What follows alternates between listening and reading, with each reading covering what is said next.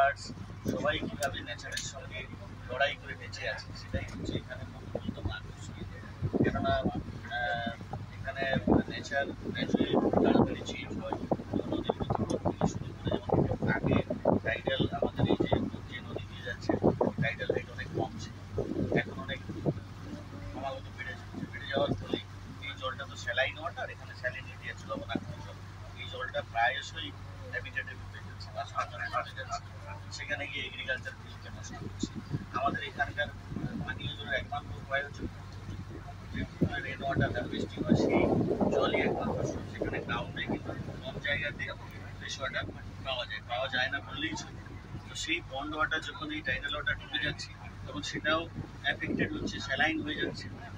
এবং ওই পন্ড ওয়াটারের উপরে এগ্রিকালচার, মানুষ, অ্যানিমাল সবাই ডিপেন্ডেন্ট। তো এই প্রত্যেক বছরে প্রায় 1-2 বার ঢুকে যাচ্ছে, যার ফলে আমাদের যে এগ্রিকালচারও চ্যালেঞ্জেসের মুখে পড়ছে। স্যালাইন রেসিস্ট্যান্ট ভ্যারাইটি এগ্রিকালচার হচ্ছে না, যে এগ্রিকালচার কেউ করছে জল ঢুকে গেলে নষ্ট হয়ে যাচ্ছে। মানুষের লাইভলিহুড, তাদের জীবনযাত্রা চ্যালেঞ্জের মুখে পড়ছে। প্রকৃতির ক্ষেত্রেও সেই একইভাবে আমাদের এখানে প্রায়